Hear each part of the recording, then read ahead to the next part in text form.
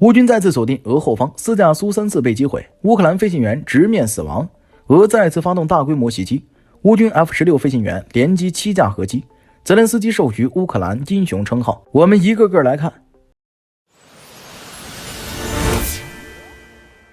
6月27号，在多个部门的配合下，乌军刚刚使用无人机袭击了俄罗斯伏尔加格勒州马里诺夫卡空军基地。最初的消息是摧毁了2架苏34轰炸机，另有2架被击伤，但很快乌克兰武装部队特种作战司令部就宣布摧毁了4架苏34。与俄罗斯空天军关系密切的电报频道纷纷证实了该消息，又是数10亿卢布的损失，原本可以也应该避免。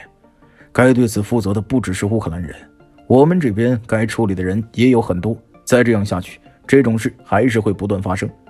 虽然比不上乌克兰安全局策划的蛛网行动，但本次行动对乌克兰来说也是一次重大的胜利，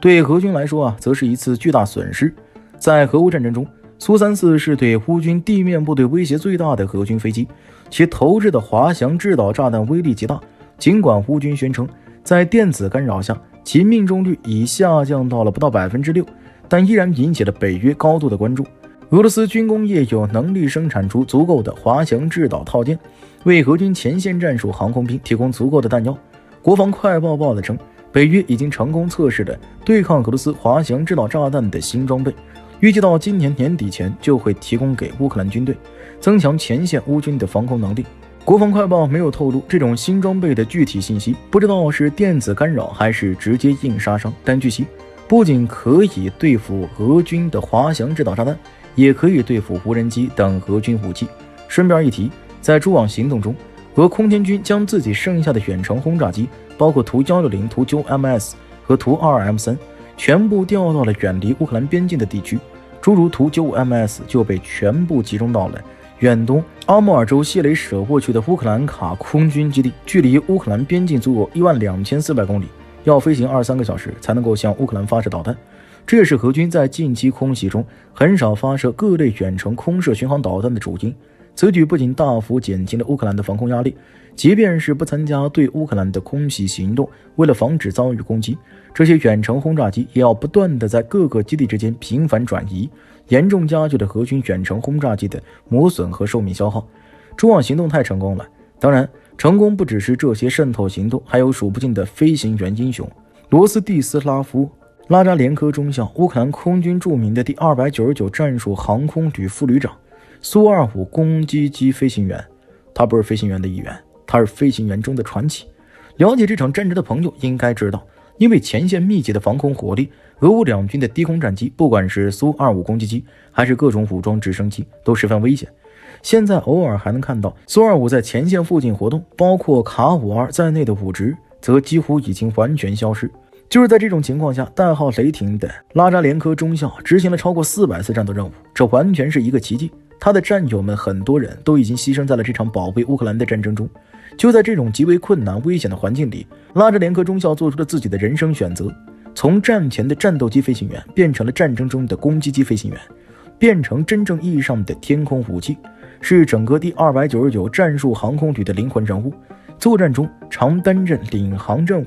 带领队友们在密集防空火力和强电子干扰中一次次寻找可以穿越的天空裂缝。每一次返航，拉扎连科中校都会亲自检查座机损伤情况，带领战友们复盘飞行数据，就为了提高打击成功率和飞行员的存活率。空军不是明星部队，我们是炮火中的哨兵。每一次出击，我都告诉自己，这一片土地不能没有天空，那我们就必须回来。乌克兰国防部授予拉扎连科中校国际荣誉勋章，称他为不可替代的飞行员。对很多乌克兰人来说，他代表的是即使敌人导弹封锁了天空，我们依然能划开一道雷霆之路的希望。不过并非所有的飞行员都这么幸运，最近就有一位乌克兰飞行员陨落了。6月28号夜间至29号凌晨，俄罗斯创纪录地发射了477架无人机和60枚导弹，袭击乌克兰多地。乌军击落39枚导弹，436架无人机，共475个目标。这次袭击导致乌克兰多地受损，俄罗斯越来越多地将基辅作为主要目标，试图散播恐惧，摧毁乌克兰人的意志。俄军希望大规模袭击乌克兰后方，迫使乌克兰防空系统超负荷运转，从前线转移资源来防守后方，以减轻前线俄军的压力。但乌军明显做出了不同的反应，乌军防空系统出动所有力量实施拦截， F-16战机再次参战，但不幸发生，乌克兰空军飞行员1级中校马克西姆·乌斯蒂缅科在抵御俄罗斯大规模导弹无人机袭击时阵亡，享年32岁。马克西姆生于1993年，当时驾驶的 F-16战机先后摧毁7个空中目标，但战机被目标残骸击中，导致受损严重。他没法驾驶战机避开居民区，但未能弹射逃生，这是乌军损失的第4架 F-16战机。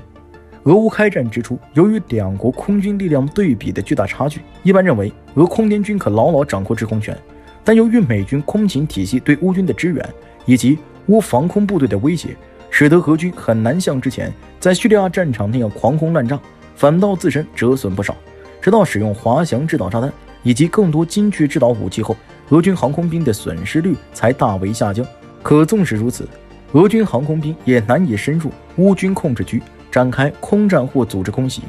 而乌军航空兵则通过尽量避免跟俄军空战，后移到西部基地等方式，外加欧洲支援战机来维系。而在欧美援乌不断加码之际，欧洲也同意向乌克兰支援 F-16战机，并协助培训飞行员。到2024年8月之际，乌克兰空军 F-16机队终于成军，不过受限于转交的战机数量和受训飞行员的数量，此时 F-16机队规模还很小，大概只有10架。按照欧洲各国所承诺交付的 F-16总数，大致是80余架。若全部交付的话，可用战机规模也不算太小。不过支援的 F-16战机均为老旧版本，再加上乌军飞行员的训练时间有限，故而影响了其战斗力的生成。也正因如此缘故，乌军在 F-16机队成军后，并未冒险将其投入于跟俄军展开空战，而是留在后方执行防空任务，用于拦截俄军袭来的巡航导弹。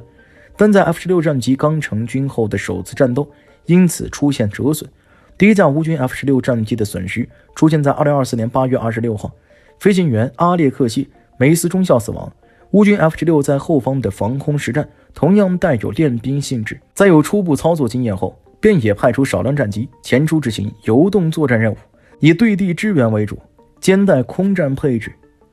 以在条件合适时击落俄机。由于俄军缺乏高性能预警机，对空勤的掌握并不完善，所以对于游动作战的少许 F-16根本就无可奈何。2025年4月12号，一架 F-16战机在苏梅方向被俄军防空部队击落，